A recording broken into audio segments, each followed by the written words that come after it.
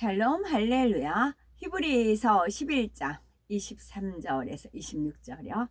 믿음으로 모세가 낳았을 때에 그 부모가 아름다운 아이임을 보고 석 달 동안 숨겨 왕의 명령을 무서워하지 아니하였으며, 믿음으로 모세는 장성하여 바로의 공주의 아들이라 칭함받기를 거절하고 도리어 하나님의 백성과 함께 고난받기를 잠시 죄악의 낙을 누리는 것보다 더 좋아하고, 그리스도를 위하여 받는 수모를 애굽의 모든 보화보다 더 큰 재물로 여겼으니 이는 상 주심을 바라봄이라. 아멘. 잠언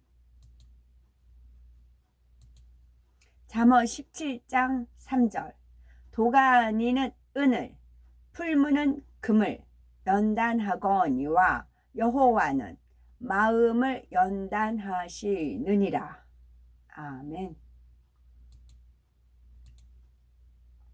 출애굽 지도자로 택함받은 모세입니다. 모세처럼 악은 모양이라도 벗어버리고 연단 중에도 하나님을 믿으며 중심에서 감사하는 복된 우리가 되자라는 취지입니다. 지금으로부터 약 3,500년 전 모세는 출애굽의 지도자로서 400년간 애굽의 노예로 있던 이스라엘 백성을 이끌어내어 젖과 꿀이 흐르는 가나안 땅으로 인도하였습니다. 이처럼 출애굽이라는 큰 일을 이루기 위해서는 하나님 명령에 절대 순종할 수 있는 믿음의 사람이 필요하였지요. 하나님께서는 중심이 선한 모세를 택하여 연단하시고 역사적인 사명을 감당하도록 축복하셨습니다. 과연 모세는 어떠한 선의 마음을 인정받아 출애굽 지도자가 될 수가 있었을까요? 물론 그는 하나님을 전적으로 믿고 순종할 수 있는 중심입니다. 하지만 믿음과 순종이 가능할 수 있었던 것도 그의 중심에 지극한 선이 있었기 때문이지요. 첫째, 하나님의 백성과 함께 고난 받는 것을 택하는 마음입니다. 모세의 마음이요. 요셉 때에 기근을 피해서 애굽 땅에 정착한 이스라엘 민족은 점점 번성하고 강대해졌습니다. 이 때문에 애굽 왕 바로는 위협을 느끼고 이스라엘 백성을 노예로 삼아서 학대합니다. 심지어 새로 태어나는 이스라엘 남자아이는 모두 죽이라고 명령하지요. 이처럼 암울한 시대에 모세가 태어났습니다. 모세의 부모는 하나님을 의지하면서 석 달간 아이를 숨겨 키웠지만 더 이상 숨길 수가 없게 되자 갈대 상자에 넣어 하수과 갈대 사이에 두었습니다. 때마침 목욕하러 하수로 내려온 애굽 공주가 어린 모세를 발견하고 불쌍히 여겨 자신의 양자로 삼고자 하지요. 이때 그 광경을 지켜보던 모세의 누나 미리암이 재빨리 공주에게 아이의 친어머니를 유무로 추천합니다. 그리하여 모세는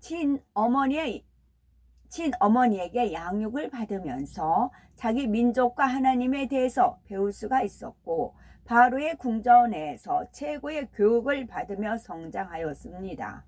이 모든 과정은 결코 우연이 아니라 하나님의 섭리 가운데 이루어진 일들이지요. 당시 애굽은 강대국이었기에 애굽의 왕자라면 그 권세 또한 막강했습니다. 그가 왕궁에서 공주의 양자로 있는 한 평생 부귀 영화를 누릴 수가 있었지요. 하지만 모세의 마음 한편에는 항상 친어머니로부터 들은 하나님과 노예로 고통을 받는 자기 민족에 대한 연민이 떠나지 않았습니다. 그러기에 호화로운 생활을 하며 연락을 즐겨도 모세의 마음은 기쁘거나 즐겁지가 않았으며 오히려 마음에 심한 번민이 있었지요. 하나님의 율법을 아는 모세에게는 애굽의 궁정에서 지내는 하루하루가 죄악의 나날이었기 때문이지요. 그러다가 모세가 바로의 궁정을 등지고 광야로 도망쳐야 하는 사건이 발생하게 됩니다. 어느 날 모세는 애굽 사람이 히브리 사람을 때리는 현장을 목격합니다. 이에 의분이 일어나 애굽 사람을 쳐 죽이고 말지요. 그런데 다음날 동족인 히브리인들끼리 싸우는 것을 보고 말리는 그에게 도리어 한 사람이 누가 너로 우리의 주제와 법관을 삼았느냐? 네가 애굽 사람을 죽인 것 같이 나도 죽이려느냐라고 따집니다. 이 일로 애굽 사람을 죽인 일이 탈로 난 것을 안 모세는 애굽을 도망쳐 나옵니다. 만약 모세가 자기 안위만 생각했다면 동족이 고통당하는 것을 보고도 자신에게 해가 미칠까 염려하여서 모른 채 했을 것입니다. 그러나 그는 동족이 고통당하는 것을 그냥 지내칠 수가 없었습니다. 잠시 죄악의 낙을 누리는 것보다 하나님의 백성과 함께 고난받는 길을 택한 것이지요. 하나님께서는 이러한 모세의 마음을 선하다 인정하시고 출애굽의 지도자로 택하셨습니다. 사람이 처음부터 가난하게 살았다가 어려운 처지가 되어도 비교적 견딜 힘이 있습니다. 그렇지만 부유하게 자란 사람이 궁핍함을 겪게 되면은 현실적인 어려움에 정신적인 고통까지 더하여져서 극복하기가 쉽지 않은 것을 볼 수가 있지요.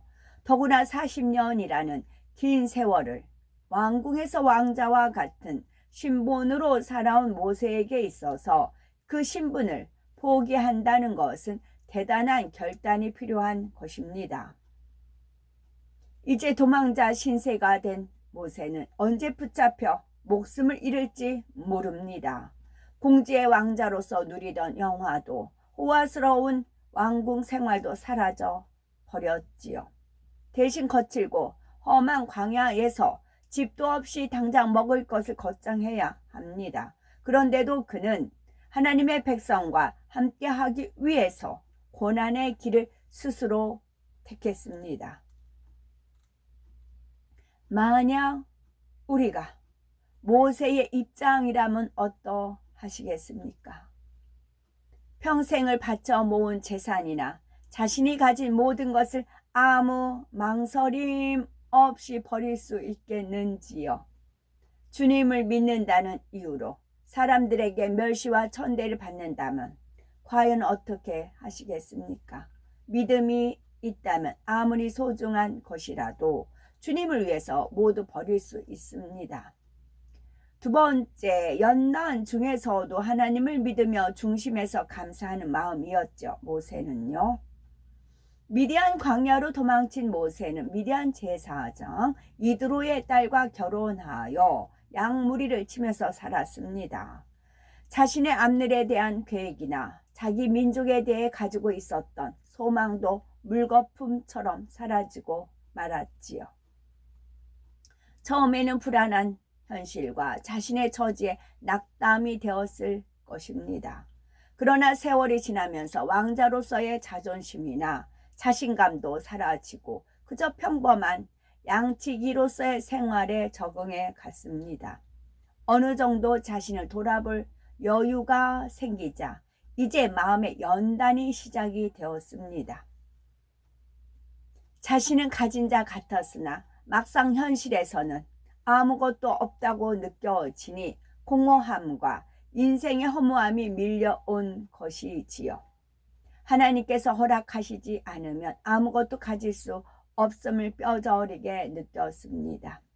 왕궁에 있을 때와는 달리 자기 마음대로 되는 것이 없으니 나는 아무것도 아니다 라는 것을 철저히 깨달았으며 스스로 낮아질 수밖에 없었지요. 하지만 슬퍼하거나 절망한 것은 아닙니다. 오히려 자신을 발견하는 새로운 눈이 뜨였습니다. 인생의 허무함을 깨닫는 순간 그는 오히려 하나님에 대한 깊은 감사가 우러나왔지요. 광야에서 40년 연단의 세월을 보내면서 모든 것에 감사할 수 있는 마음이 되었던 것입니다. 이는 그가 중심에서 낮아진 마음이 되었기 때문이지요. 마음이 높아진 만큼 현실에 감사할 수가 없고 불평과 불만이 생깁니다. 마음이 높아진 만큼 현실에 감사할 수가 없고 불평과 불만이 생깁니다. 자기 의분에 못 이겨서 사람을 쳐 죽였던 모세가 이처럼 낮아질 수 있었던 이유는 무엇일까요? 그것은 바로 연단이었기 때문입니다.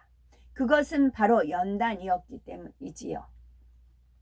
어떻게 보면 그가 하찮고 쓸모없는 사람이 된 것 같습니다. 애굽 왕자로 있을 때는 권세가 있어서 이스라엘 백성을 위해서 뭔가 해줄 수 있을 것 같았는데 이제는 자기 생명조차 위협받는 도망자 신세가 되었기 때문입니다. 그런데 하나님께서는 일국의 왕자로서 당당한 모세가 아니라 광야의 양치기로서의 철저히 낮아진 모세를 선택하셨습니다. 하나님께서는 철저히 자신의 생각을 깨트리고 자기를 부인하여 하나님께만 온전히 순종할 수 있는 사람을 통해서 그 섭리를 이루십니다. 모세가 하나님을 온전히 의뢰하는 법을 배우기 위해서는 40년이라는 연단 과정이 필요했습니다. 연단의 시간을 통해서 모세는 자신의 지혜와 능력과 방법으로는 아무것도 할 수 없음을 깨달았습니다.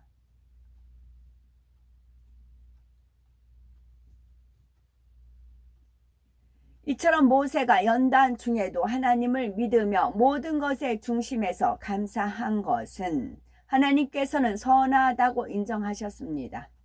이처럼 모세가 연단 중에도 하나님을 믿으며 모든 것의 중심에서 감사한 것을 하나님께서는 선하다 인정하셨습니다. 혹여 우리는 연단을 받을 때 왜 나는 이런 연단을 받아야 하나? 어떻게 이 연단을 견뎌야 하나? 라고 생각하지는 않으십니까? 그나마 가졌던 믿음마저 흔들려서 낙심하며 절망하지는 않으시는지요. 모세는 미디안 광야에서 양을 치며 보잘것없는 모습으로 살아간 세월이 무려 40년이나 되었지만 자신을 알아주지 않는다고 힘들어하지 않았습니다. 오히려 철저히 낮아진 마음으로 주어진 모든 상황과 환경에 대해서 중심에서 감사하였지요. 이처럼 철저히 자기를 비웠을 때 비로소 하나님께서 그를 부르시고 출애굽 지도자로서의 큰 사명을 주셨습니다.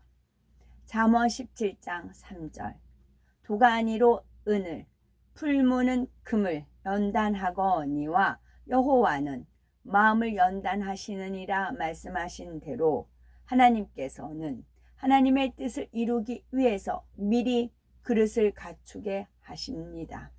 그런데 하나님 보시기에 아직 그릇 준비가 안 되었기에 계속 연단을 허락하시는데도 깨닫지 못한 채 불평하고 힘들어하지는 않았는지요. 연단을 받을 때에 철저히 자신을 낮추며 마음 중심에서 모든 것에 감사하시고 그리하여서 하나님께서 마음껏 쓰실 수 있는 참된 도구로 나오는 복되고 아름답고 보배로운 우리가 되어야 되겠습니다. 아멘.